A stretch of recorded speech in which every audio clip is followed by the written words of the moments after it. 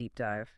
Today, we are attempting a feat of uh, digital cartography, really. We're charting the discography and trying to decipher the identity of one of the most prolific yet structurally scattered independent music projects out there right now, Blue Turban Stone. We dove into a massive stack of sources, major streaming services, niche digital storefronts like Bandcamp, various artist profiles. And the mission for you, the listener, is essential. How do we take this staggering genre blending catalog Right. where the releases are just notoriously fragmented across every platform imaginable and synthesize it? How do we turn it into a coherent, actionable listening guide? We need to figure out where to even start, what the sound is, and most importantly, how to find the rumored complete collection. And that search for coherence, that's really the core tension of the Blue Turban Stone project. Our sources confirm we were dealing with a truly prodigious output. We're talking about a scale that just defies typical industry standards. One platform, Reverb Nation, specifically cites that over 1,400 songs are available. 1,400. That number is it's overwhelming. It is. So the initial question isn't just how one man creates that volume of music. It's why this hyper-available catalog is simultaneously so difficult to classify and collect in a single user-friendly place. This organizational difficulty. It doesn't seem like a bug. It feels fundamental to the project's independent identity and its whole approach to digital distribution. Okay, let's unpack this prodigious output then. Let's start with the architect. You can't really discuss the sound without discussing the source. Absolutely. The architect is Mark Wood. Blue Turban Stone is his independent one-man music project, and he's based out of Kailua Kona in Hawaii. And when we say one-man project, the sources make it explicitly clear this goes far beyond just songwriting and vocals. This is a true, self-contained, solo, multi-instrumentalist act. He is listed specifically as handling the vocals, the bass guitar, the lead guitars, and the drums. That's critical for the listener to grasp. That level of self-contained creation, handling every single instrument, is not just a credit line. It's what fuels the sheer volume of work. It defines the sound. I mean, he's building his sonic universe entirely from the ground up, track by track, without the logistical delays of a band or some external production team. And the sonic universe he's built it's sprawling. The genre blend is intense, bordering on maximalist. Our sources consistently tag the music as blending potent psychedelic elements, classic funk, deep soul, and hard rock. The overall aesthetic is often described with just one word: trippy.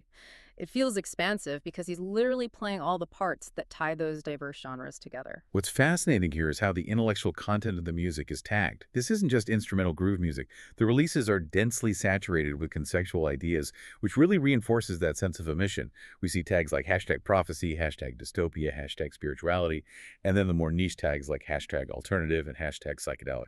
But the tag that really stands out to me is #hiphop-abstracto. How does that manifest in a project that's categorized primarily as psychedelic rock and funk? That's a great question because it forces us to look beyond just the instrumentation and more into the structure and cadence.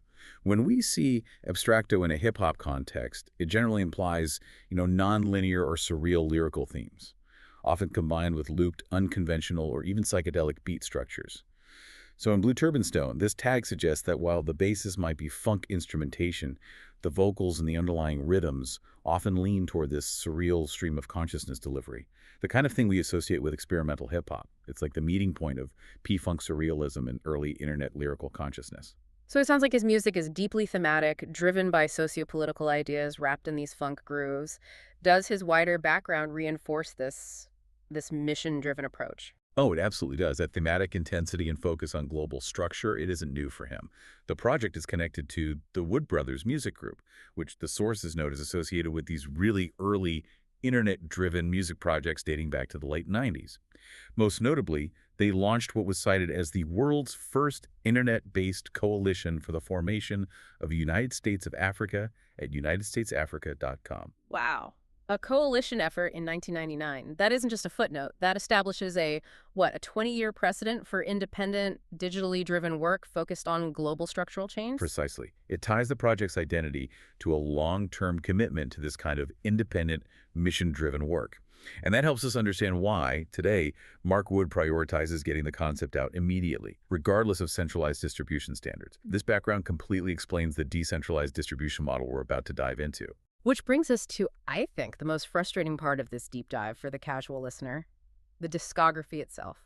You cannot just open one app and find everything. Our sources stress that obtaining a definitive list requires manually cross-checking platforms.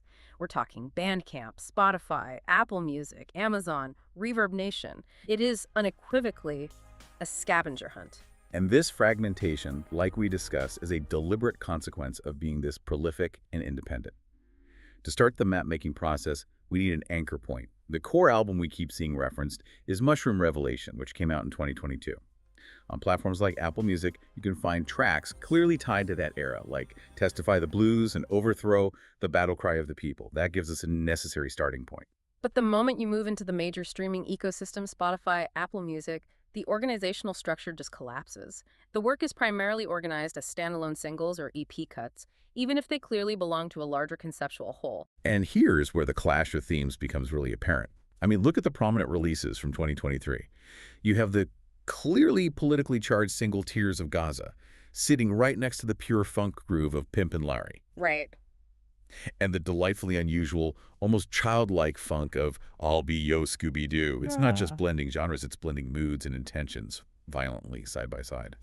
So what does releasing tracks like that global crisis commentary right next to a funk anthem tell us about how he views his own output structure? Does he just not care about curating a specific mood for an audience? I think he cares deeply about getting the message or the vibe out as soon as it's finished. And the message and the vibe are often completely disparate. It suggests an approach where the entire body of work is the singular statement. So whether you start with the political commentary or the funk jam is irrelevant. Everything is relevant. Everything is available. It's a maximalist democracy for the listener. The titles alone confirm this maximalist conceptual intent. It's fascinating how these tracks that are obviously meant to be album context are just exposed as standalone singles on streaming. Exactly. Look at two of the 2023 single titles we pulled, Pimp and Particle Theory to the Planck Scale, and the equally standalone release, Album Opening Interlude. I have to admit, reading Pimp and Particle Theory as a standalone single title is just. It's a perfect encapsulation of how maximalist this project is. It demands attention, but offers no easy entry point.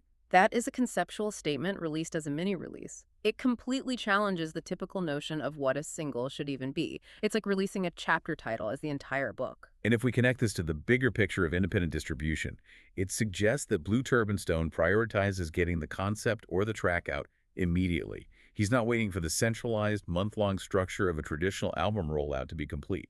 This is the ultimate independent internet-native approach, immediacy over structure. Okay, so if streaming gives us the popular singles and the EPs, where do we find the deep archival catalog? That's where Bandcamp steps in, right?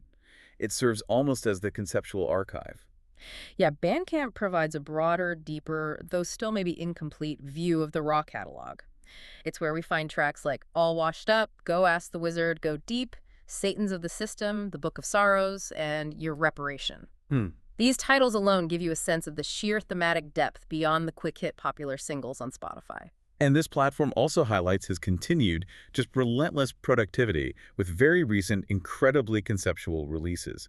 Our sources noted a burst of activity with several titles appearing, often titled as short albums or conceptual pieces, all noted for release on December 16th, 2025. They certainly do, and they encapsulate the entire ethos of the project. These short albums are like concentrated philosophical injections. We see titles like Kiss the AI Ring or Play Guitar, which speaks directly to modern technological anxieties. Yeah, the threat to human creativity. Absolutely.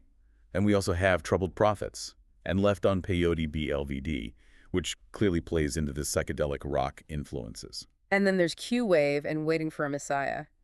The sheer volume and focused conceptual naming of these releases all dropped simultaneously is remarkable.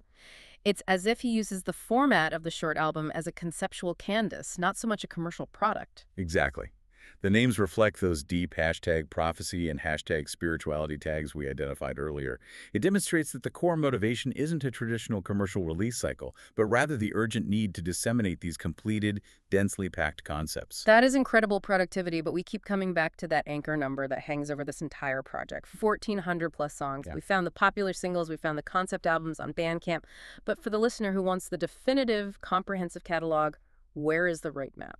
For the listener looking for the true extent of the work, the road leads decisively to one specific platform, Reverb Nation.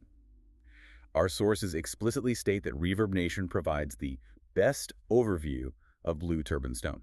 And it's the one platform cited where all 1,400 plus of his songs are available. So Reverb Nation is the key. That's the key to unlocking the true breadth of this archive. That is a critical piece of information for the deep diver out there. It is. It's the definitive starting point, the centralized hub in a decentralized network. Now, we've covered the audio archive, but the sources also point out that the visual and the performance aspects are absolutely key to understanding the sheer scale of the one-man band concept. That's right. The videos are kind of the missing link that validates the claims. Blue Turban Stone maintains several lifestyle and performance videos, mainly on YouTube and social platforms. The sources stress these videos are crucial because they show the architecture of the sound in motion. They prove the multi-instrumentalist role is literal, not just a studio trick. Exactly. You see Mark Wood handling the bass and the lead guitar parts, sometimes layered, and the drumming is often clearly visible as a solo performance. These aren't just studio cuts. They are documents of the creative process. And this often happens against the backdrop of a strong psychedelic visual aesthetic, emphasizing that trippy nature we mentioned earlier. So if you're searching for the optimal visual experience, the sources suggest specific search terms. Look up Blue Turban Stone Live, or, even better, Blue Turban Stone Trip 1080p. That emphasizes the high-definition visuals and the immersive psychedelic nature this project is known for. We also noted the existence of longer-form performance video albums. There's a continuous performance-style video uploaded to YouTube. It features the first 10 tracks of the latest Blue Turban Stone video music album. This further blurs the line between a traditional album release and a live, visual document of the creation process. It's a very modern, internet-native way of presenting music that acknowledges the visual needs of contemporary online consumption. This has been a true journey across the digital distribution landscape. So what does this all mean for the listener trying to engage with this massive catalog? Well, we've established that Blue Turban Stone, led by Mark Wood in Hawaii, is a self-contained musical universe. It's defined by its blend of psychedelic funk and rock, coupled with intense socio-spiritual themes. But more than the sound, the project's identity is defined by its unique, decentralized distribution strategy. The music is everywhere, yet nowhere is it fully indexed, except for that one crucial platform. So key takeaways for you, the listener, charting this course. First, the core identity is Mark Wood, a solo multi-instrumentalist covering every single role. Second, the key sound is a fluid mix of psychedelic funk and rock, often carrying heavy thematic tags like #dystopia and #prophecy, linked to a history of independent political engagement. And third, your 3 strategies for accessing the music are targeted. Check major streaming services for popular singles like Tears of Gaza. Visit Bandcamp for the recent conceptual short albums like Kiss the AI Ring or Play Guitar. And then, finally, head directly to Reverb Nation for the definitive complete catalog of over 1,400 songs. And that leads us to the final thought we want to leave you with, which is rooted in the structure of the project itself.